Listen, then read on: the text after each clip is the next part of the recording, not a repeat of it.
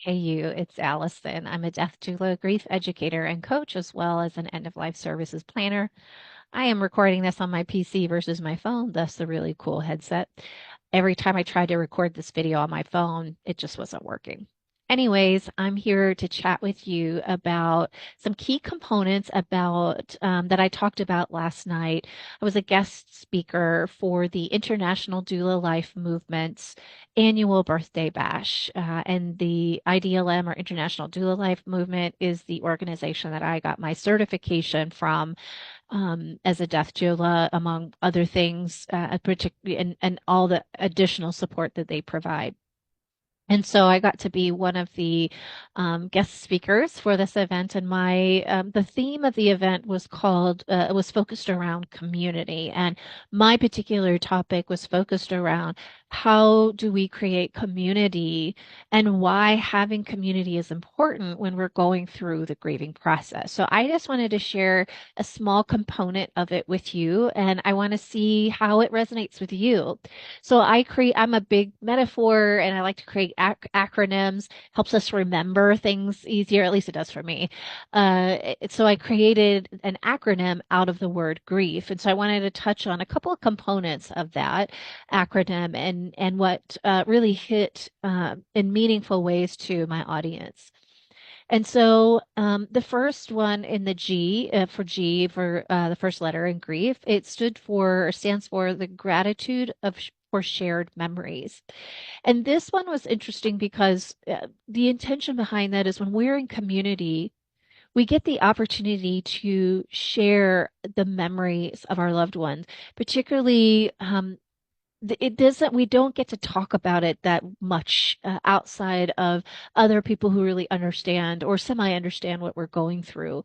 We're still a very grief illiterate and scared of it society, and many societies and many cultures do not talk about death, but they do honor the memory of their loved one. And so there is something about being able to verbally express um, or being able to express gratitude for the memory, those shared memories of the time that you had with that person. Someone like me who had a very tumultuous relationship with my dad who died in 2020. I love and loved my dad dearly. We had a really tumultuous relationship. Um, but while I couldn't necessarily say I have gratitude in, thinking back on the shared memories we had, although we had a few good ones, I learned that for me, gratitude was more about what I learned through this whole journey, through his life and being a part of his advocacy, through his death, and then the grieving journey. One of the things that I was able to really learn and that I can express gratitude for now is when I was going through all that, I had finite amount of energy, and like anything that I did was just zero focused on a particular thing, and I couldn't do anything more, and I had to set boundaries that I never had set before. When I look back on that and reflected on that, I realized, oh, that was actually healthy boundaries. So now I can really express gratitude for that. I'll skip the R and go to the I, where this was also something that we discussed a lot in our session last night, and it's the integration of loss into one's life. And sometimes people take this as, oh, I'm accepting that this person has gone, and that's it. Like it's fine. It's done. And that's not the case at all. And in fact, don't forget your person. There's this the integration of loss really is, first we reflect on the loss of our loved one. Now we might, like for me, I had a totally different role. I didn't know what my role was anymore because I was his caregiver for a very long time. Like I was his decision maker, I was his confidant.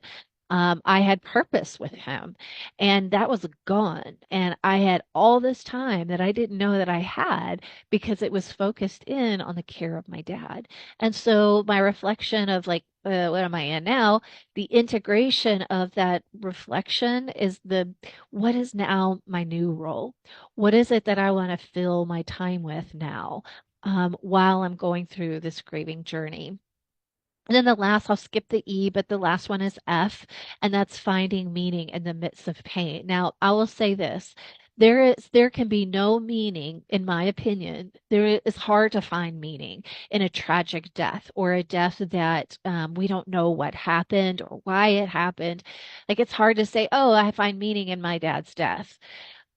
I don't know, but what I can find meaning in is in my pain, in what I do with my pain, in when I grow and evolve with my pain, that has meaning. I now have a different meaning to my life. I've 20 plus years in HR as an executive leadership coach, a business entrepreneur of a consulting firm.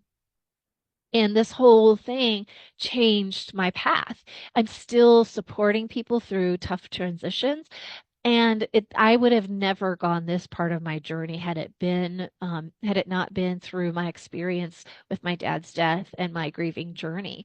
And so finding meaning means what that means to you, and that you can find meaning in this path of your grieving journey.